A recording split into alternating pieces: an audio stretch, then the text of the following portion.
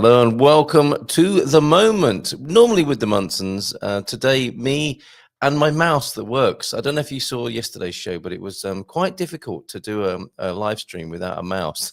So apologies if that affected your viewing or listening enjoyment in any way. Mrs. M taking a bit of a break this week. She's threatening to come back tomorrow. How would you like to see her back on the screen tomorrow? Just do let me know in the chat as you check in, and let us know how your week's going. Oh, some people call this Hump Day, don't they? In the real world, on the Wednesday. How's your week going for you at the moment? Please say hi. Check in the chat room. Our usual questions on there. What are the signals to you that we're in a period of change, of a new reality? We love to hear responses to that question because, of course, here we are on New Reality TV. And it's my great pleasure to share with you today a guest who joined us before. And there's a saying, isn't there? You don't necessarily remember what people say, but you do remember how people make you feel. And it was a most extraordinary conversation that myself, Louisa, and Tasha had on the screen. So let's see what happens today when she rejoins us on The Moment here with me, Carl Munson. Tasha Salinas, hello to you. Nice and early in the morning for you, I believe. Yes, it is. It's 6 a.m. And I was just thinking about the time differential. And I love how you guys get me fresh. I have no idea what I said before, but I also remember how it felt. And the same thing for this. I'm like, they get me so raw and I just love it. So 6 a.m. it is. Yes, 6 a.m. it is, absolutely. We're just after midday here in this part of Europe, in Portugal. It's really lovely to see you again. And yes, as I was trying to cast my mind back, what did she say that was so great and that made us feel so wonderful? And I honestly can't remember, but you took us through a little process, and I think you're happy to do that again for us today. But before we go there, let's have a bit of a catch up. Yes, as everyone can see on the screen below you, check in. How's your week going, and where are you right now? It's a good question, isn't it? This is the moment. We like to come into the moment. How has that process been for you in recent times? Oh, coming into the moment. Is that how you mean? Yeah, and just, I mean, being your fullest being. Yes. There are many ways of describing it, but I think it is the ecstatic spiritual experience that many of us are interested here on New Reality TV. Yes, I love how you're asking the question. For me, what the moment has been like, it's been my only focus in that I've wanted to talk about collapsing time because, and I'm not going to jump into the meat of what was on my heart, but there's something about being in the moment that's so eternal that I'm experiencing it in a new way. So how's that been? We're going to talk a little bit about my last few weeks, but I've been activated so strongly. I can't not be in the moment. And it's the most secure, weightless, scary feeling because you're just eternal. You're forever. Yes, that's and I think that may be an encouragement and a reassurance to others to let go. And it's not advice, it's not what you should do, but I know that that's a question for people who are, let's say, in our tribe, in this community. The idea of letting go, the idea of being in the moment, whatever that might mean, and it's a journey, isn't it? It's an exploration. But it sounds like you have been quite, I was going to say knee deep in that. It sounds like you're up to your neck, maybe. I think I was drowning, but that's all right. We'll just call it what it is. Yes, okay. And that's how it's felt, is it, to you just recently? I didn't know. Do you mind if I just dive in to kind of like... Please do. I mean, that's what this is all about. Absolutely. It's really good to hear your personal experience and your authenticity. No question about that. Thank you. And when you're ready for our drop in, just let me know because I'm excited about that as well. Yes. So about timing is weird. We're going to talk about time, but I think it was about 3 weeks ago, maybe 4 weeks ago, but I was headed to Vegas for a program that I'm in, and it was stagecraft training. All right. And there was maybe 20 of us that went. And so it was really good training. We got to speak on a whole bunch of stages. I got just a ton of exposure, tons of pictures and everything. However, this was in Vegas and I had never encountered Vegas's energy. And so there was that, like the city and all of that energy. But then for me, I got sick. I got the flu. And each night, like, how when you're getting sick, well, for me, it hit on maybe Wednesday, the end of Wednesday, maybe Thursday. And I was there until Friday. And it hit me hard. And as I was in bed, in between like fever dreams, I kept like purging and like getting these messages like, this isn't who you are. This is an illusion. This is a game. And I'm like, oof. Wow. And I didn't know I was getting into such a strong activation. But then the next week I had the flu which kept me in bed, and my boys were here, and I just really had to stay very centered when I was awake and Yes. intentional and in the moment and Yes.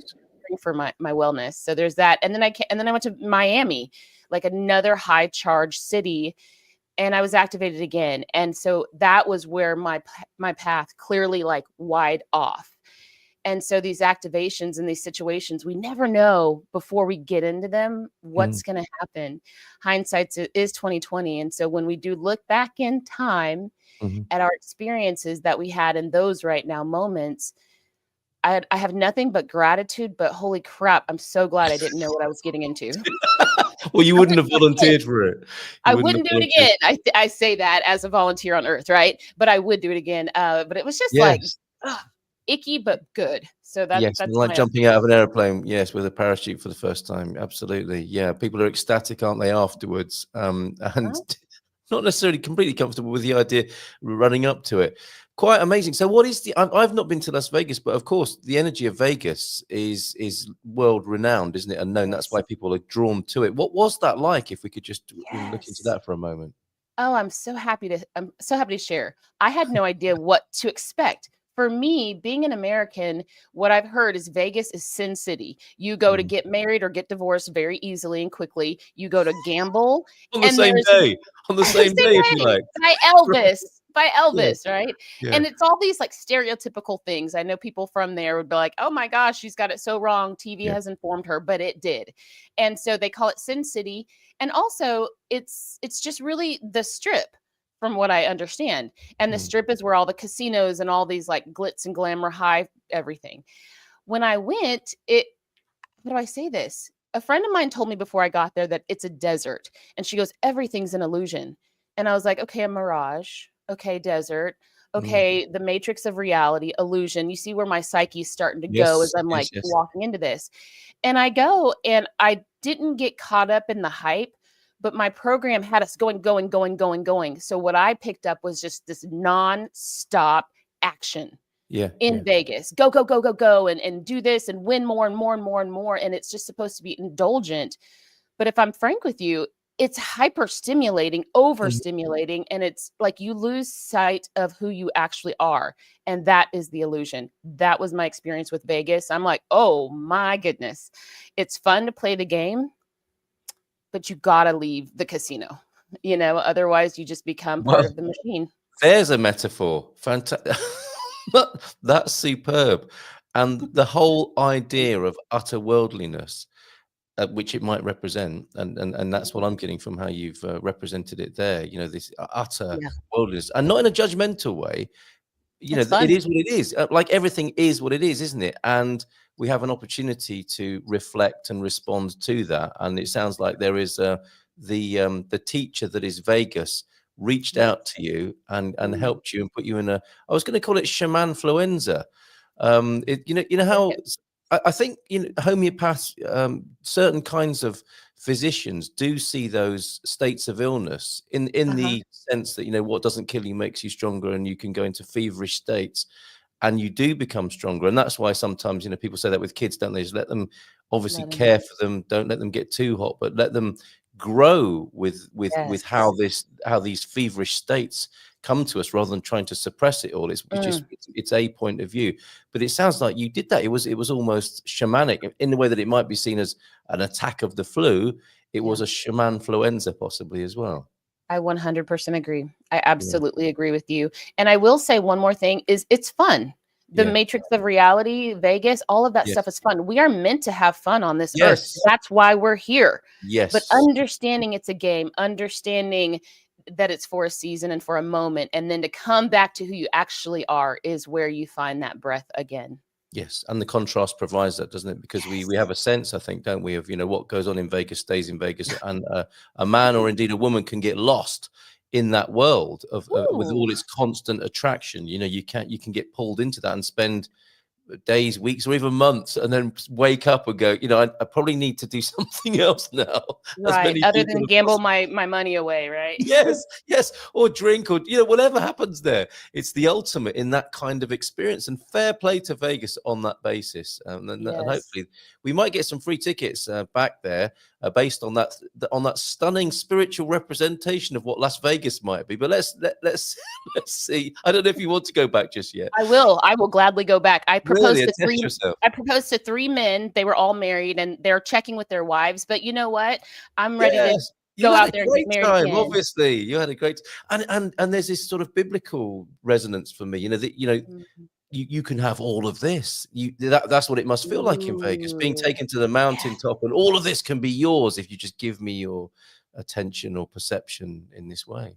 You're preaching this morning. I love it. I love it.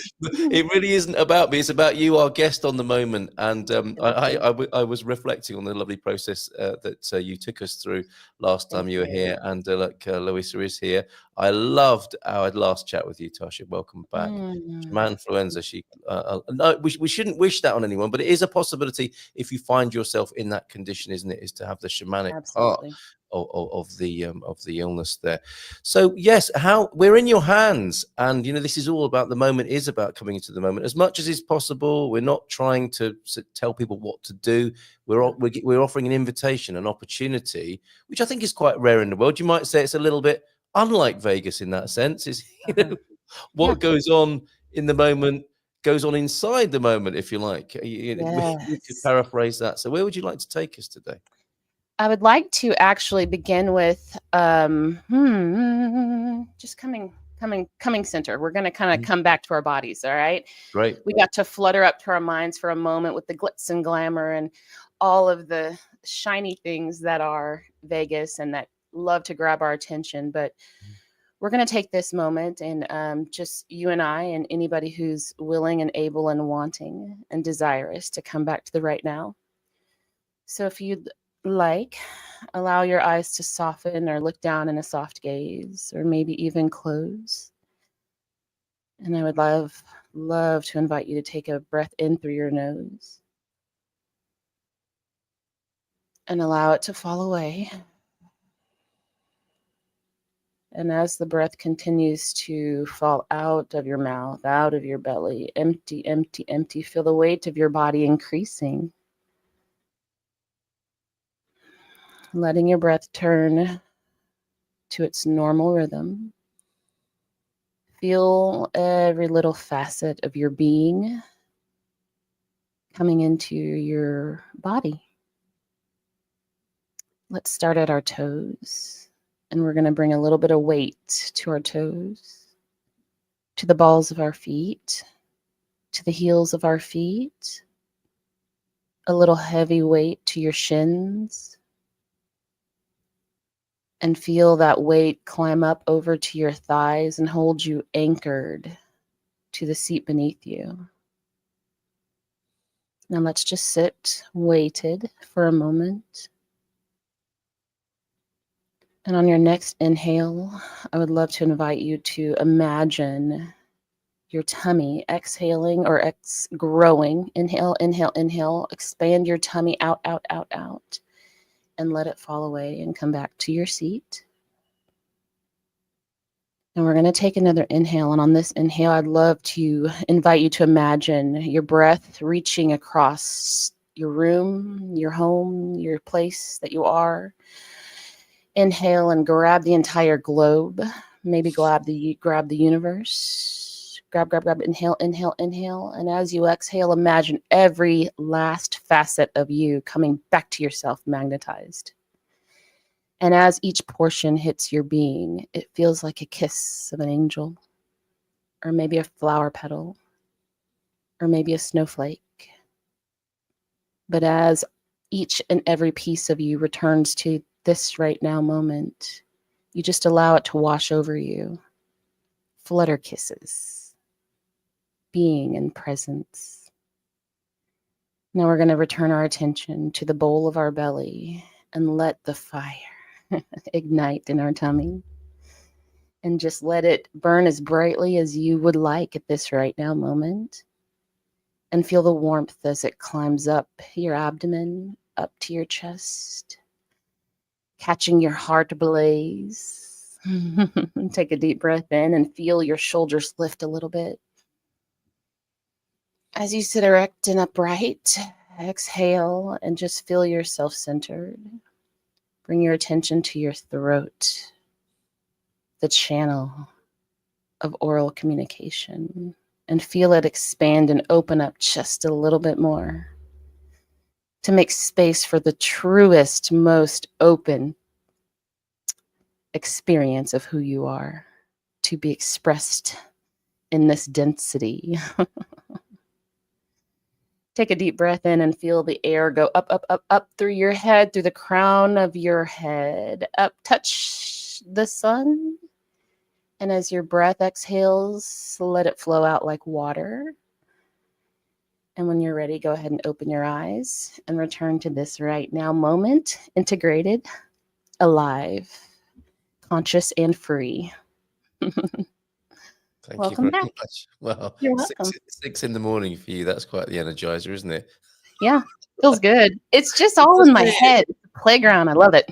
Yes, and a summonable in the moment. Isn't that fantastic? You can just do that. You can do that. And we will make that an excerpt so that people could be in that process with you again. And obviously we'd like to come back, and it's great when it's live and spontaneous as it was then. So thank you so much. That was an absolute state changer. Anyone who's watching may like to comment. And yes, that was enlivening. Look, Louisa's saying that for us as well. So thank you. And I'm tempted to just jump right back into the questions, but I'm not going to jump. I'm just going to sort of saunter slowly back into the questions and enjoy that walking down, the path of life with the broadened and expanded awareness. That's absolutely lovely. Thank you very much for that, Tasha. Wow. You're so very welcome. Okay, so the shamanfluenza, the trip to Las Vegas, the trip to Miami, what has that done for you and your work? Because we really loved hearing about your work last time. Yes. And how this could be available to more people, and I think it should be just a personal endorsement there. What impact has it made on your work? Because you're in quite an early stage, aren't you, of developing what you offer to the world, right? What's Absolutely. it meant this last little while in those terms? So when I quit my job, I've always known that I'm a speaker, that I'm a channel, that I'm a teacher, a facilitator. I just get to convey information. And so when I quit my job 3 months ago, I was on a trajectory towards public speaking. And of course, all of these opportunities to refine the craft have, fallen into my lap. And I took a couple of them, and I'm understanding and learning the difference between being a speaker by vocation and actually being the instrument. Yes. And so what these activations have shown me is that, yes, like I'm always receptive to refinement and teaching and honing my craft. Yeah. But also I don't love to follow the system that is taught by many stage trainers and public speakers and people who do it very well by vocation, but that's not how I channel. I've been told very clearly after all these activations that I am to just show up. And to your point that you made just a moment ago, let it flow through me. I don't script these things. And when I try, it's like animatronic and robotic. And so when I went to Miami, I'm going to jump over to Miami. That was for a national speaking competition. And the winners, there's like 3, get to speak at GrowthCon 2025, which happens to be back in Vegas. And what GrowthCon is it's Grant Cardone's, it's Grant Cardone, and it's the largest business conference in the world. And so the speaking competition would allow me to speak on that stage. So I had the best talk ever. I was confident. I know, I'm just going to say it. We know how to manipulate our reality. Yes. And I was like, this is actually a yes. And I dove in and I did really well. And we were supposed to only get 1 opportunity to speak, and I got 3. And what that did is that showed me that I know how to play the game in that way, and it's just not for me. And so my heart withdrew, and in an instance, I jumped timelines. And so I'm like, oh, my heart and my joy is my home and my kids, my family, nourishing myself from the inside out. And then what comes from that will be just surplus, like joy, abundance, overflow, like overflowing in my lap. And I got the message that, yes, baby girl, you are a channel and you will have global impact, but not in that way. Yes. However, I will say this, and then I'm going to land the plane. I got to see so many people face their fear. The fear of public speaking is like the number 1 fear. Like all the data will tell you this.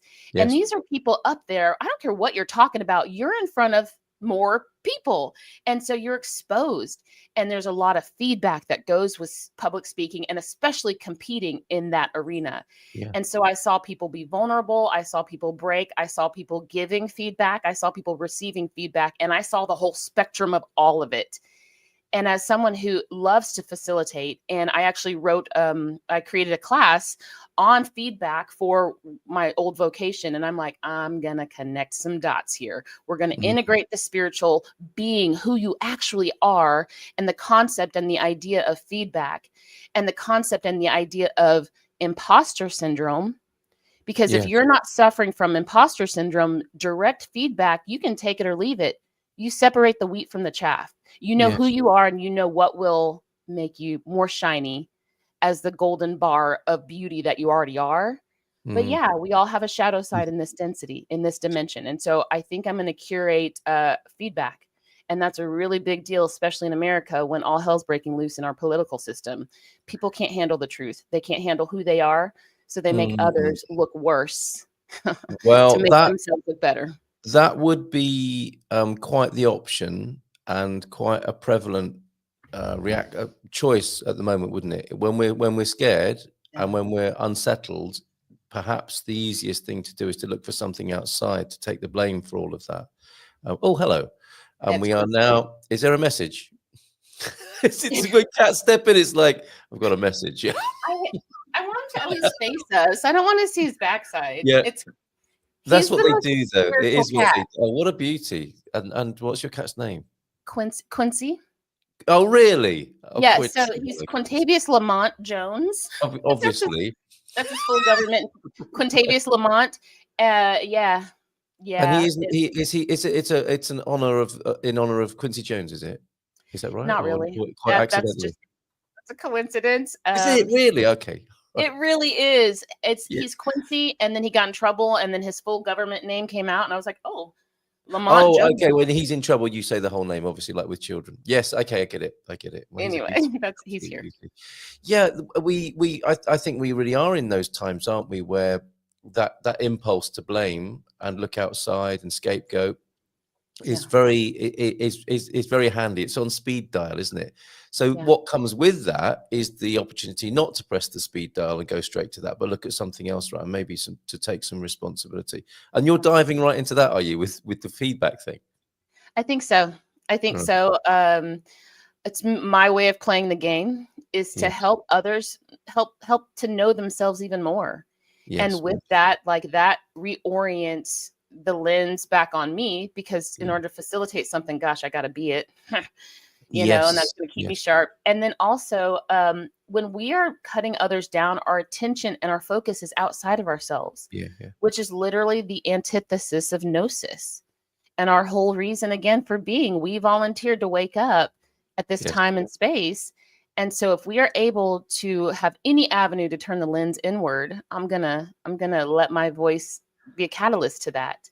Wow. And so it's always that random thing that gets you. Oh, I heard this girl one time, she said something about feedback and but then that's where they get the message, and that's how their journey of awakening, because I'm a catalyst, I'm a bridge, you know what I mean?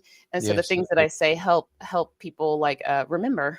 That's wonderful. And being able to join up the dots, it makes sense of our lives as well, doesn't it? I can see an application for this bit over in this bit, and that sounds really wonderful there, and so interesting as well that, you know, that is a journey for some people, isn't it? To become a speaker and to train Toastmasters, you know, and to be like the people we admire on the stage, and it kind of shows to me again that whilst it appears to be that's where all the action is and that's what the thing is, what's really the thing is what's being learned in the pursuit of the thing, which I think you articulated much better than I just did there. And we see, don't we, with the Grant Cardones and the Tony Robbinses of the world, eventually they know that, they've always known that, haven't they? And they say to us, it's what I'm pointing at that matters. It's not, you know, you don't need to copy me or be like me. I've been pointing to something. That's what I want you to get. and see.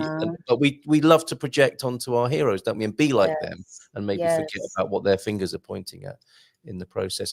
Now, I'm going to get in trouble if I don't put these questions and comments to you. And I know Louisa is really grumpy about not being on screen with you today, because there are questions she would have loved to ask you herself.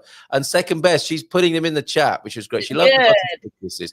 And she wanted, this might have to be our last question today. And of course, that gives us the opportunity to invite you back. I have a question. How can we find our most authentic voice, in your opinion? How do we come into our voice? And she adds, my love and my joy are my home. Resonating with you, that maybe, you know, sufficient unto the day is the evil thereof. The daily round, the common task has within it all we need for our growth. How do you answer her question about finding the most authentic voice? I'm actually going to tie both of those together. So when I first, you know, when I first read this right here, what came to mind is coming back to center, right? Staying aligned with our, like, we can get physical about it, but spiritually and energetically aligned. And then for me, just breathing and allowing a little more energy behind the breath. Yeah. And then what comes out is my higher self, is divinity, is the facet of purity, the facet of source, the facet of God that is expressed through this individuation called Tasha. And so trusting that the frequencies that come out of this being when I'm in this aligned state is the voice. Trust is the key. We doubt ourselves because we're looking outside and pointing at everything and identifying it, because that's our power, is to name things, to give our attention and name things. When we stop pointing and we come back to center and we breathe and we come to the eternal now and we collapse time, I'm going to slide that in there. When we come to the eternal now, our expression in the right now moment with trust and knowing of our actual being is always our aligned voice. It's the voice of God.